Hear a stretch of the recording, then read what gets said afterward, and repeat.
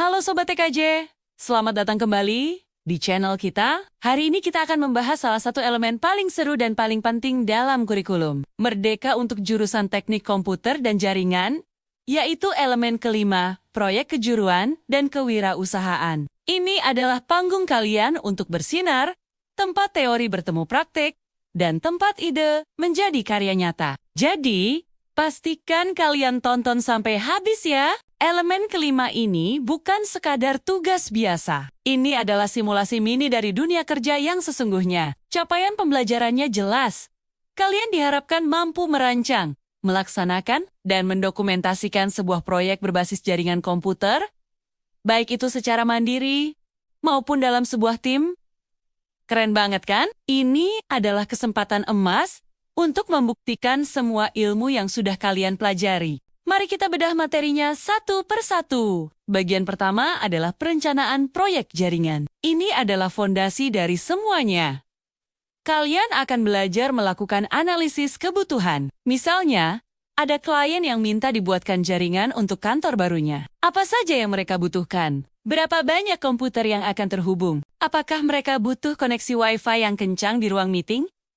Atau mungkin butuh server untuk menyimpan data perusahaan? Semua pertanyaan ini harus bisa kalian jawab. Setelah analisis kebutuhan, langkah selanjutnya adalah mendesain topologi jaringan. Apakah lebih efisien pakai topologi star, mesh, atau hybrid? Kalian akan menggambar skema jaringan, menentukan di mana letak router, switch, access point, dan perangkat lainnya. Ini seperti menjadi arsitek, tapi untuk dunia digital. Kalian harus memikirkan jalur kabel, jangkauan sinyal nirkabel, dan bagaimana semua perangkat bisa berkomunikasi dengan lancar dan aman. Kemudian, ada perencanaan perangkat. Setelah tahu apa yang dibutuhkan dan bagaimana desainnya, saatnya memilih alat tempur yang tepat. Kalian akan belajar membuat daftar perangkat keras dan perangkat lunak yang dibutuhkan, lengkap dengan spesifikasinya. Ini penting untuk membuat anggaran atau ROP, rencana anggaran biaya. Kalian harus bisa menyeimbangkan antara performa, kualitas, dan tentu saja budget yang tersedia. Ini skill yang sangat dicari di industri loh. Setelah semua rencana matang, kita masuk ke tahap yang paling ditunggu-tunggu. Implementasi dan uji coba. Disinilah tangan kalian akan benar-benar kotor. Kalian akan melakukan instalasi jaringan secara fisik, mulai dari memasang kabel, crimping konektor RJ45, hingga menempatkan router dan switch sesuai desain yang sudah dibuat. Ini adalah momen di mana gambar di kertas mulai menjadi kenyataan. Selanjutnya, konfigurasi. Perangkat yang sudah terpasang tidak akan berfungsi tanpa diatur. Kalian akan belajar cara konfigurasi dasar, hingga lanjutan pada router, switch, dan access point, mulai dari setting IP address, DHCP, VLAN untuk memisahkan jaringan, hingga konfigurasi keamanan seperti firewall dan password Wi-Fi. Setiap klik dan setiap baris perintah yang kalian ketikkan akan menentukan apakah jaringan tersebut bisa berjalan atau tidak. Tentu saja, setelah semua terpasang dan terkonfigurasi, kita tidak bisa langsung meninggalkannya begitu saja. Kita harus melakukan pengujian. Apakah semua komputer bisa terhubung ke internet? Apakah transfer data antar departemen berjalan lancar? Apakah kecepatan Wi-Fi sesuai dengan yang diharapkan? Kalian akan belajar berbagai metode pengujian, seperti menggunakan perintah ping, traceroute, atau aplikasi speed test, untuk memastikan semuanya berjalan sempurna dan tanpa masalah. Jika ada masalah, inilah saatnya kalian menjadi detektif jaringan. Proses troubleshooting dimulai. Apakah kabelnya yang salah crimping? Apakah ada kesalahan konfigurasi IP? Atau mungkin ada perangkat yang bermasalah? Kemampuan untuk menemukan dan memperbaiki masalah adalah salah satu skill paling berharga seorang teknisi jaringan. Setelah proyek selesai dan berjalan dengan baik, pekerjaan belum usai. Kita masuk ke bagian dokumentasi dan pelaporan. Ini sering dianggap sepele, padahal sangat krusial. Kalian harus membuat laporan teknis yang detail.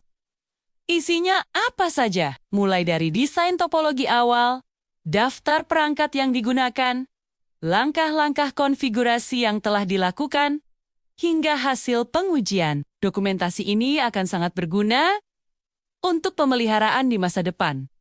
Atau jika ada orang lain yang akan melanjutkan pekerjaan kalian. Dan tentu saja, kalian juga harus bisa mempresentasikan hasil proyek kalian. Ini adalah saatnya menunjukkan hasil kerja keras kalian. Kalian akan belajar bagaimana cara menjelaskan proyek kalian secara jelas, sistematis, dan meyakinkan di depan guru, penguji, atau bahkan klien simulasi. Kemampuan komunikasi dan presentasi ini akan menjadi nilai tambah yang luar biasa saat kalian masuk ke dunia kerja nanti. Nah, elemen kelima ini tidak hanya berhenti di proyek teknis. Ada juga sisi bisnisnya, yaitu pengenalan wirausaha di bidang TKJ.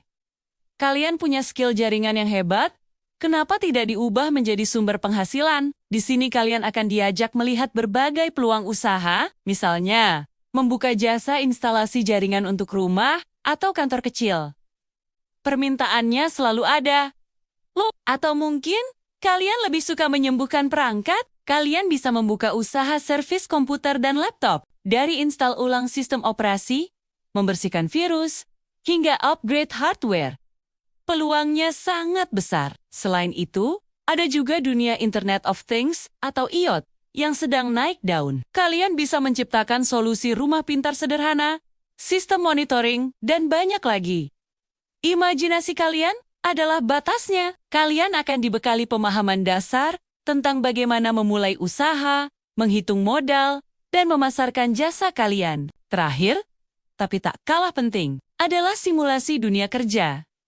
Ini bisa melalui program PKL praktik kerja lapangan di perusahaan, atau melalui model teaching factory di sekolah. Di sini, kalian akan merasakan atmosfer kerja yang sesungguhnya. Kalian akan belajar tentang etika kerja, datang tepat waktu, bertanggung jawab atas tugas, dan menjaga profesionalitas. Kalian juga akan melatih kemampuan komunikasi profesional. Bagaimana cara berkomunikasi dengan atasan, rekan kerja, atau bahkan pelanggan, dengan sopan dan efektif. Bagaimana cara bekerja dalam tim untuk mencapai tujuan bersama. Semua pengalaman ini akan membentuk kalian menjadi seorang profesional TKJ yang siap bersaing dan siap kerja setelah lulus. Jadi, elemen kelima, proyek kejuruan dan kewirausahaan adalah paket lengkap. Ini adalah puncak dari perjalanan belajar kalian di TKJ, di mana semua teori, praktek,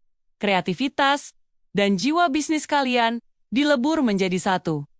Jangan sia-siakan kesempatan ini. Anggap setiap proyek sebagai portofolio berharga yang akan kalian bawa ke dunia industri. Teruslah belajar, teruslah mencoba, dan jangan takut gagal. Semoga penjelasan ini memberikan gambaran yang jelas dan membuat kalian semakin semangat ya.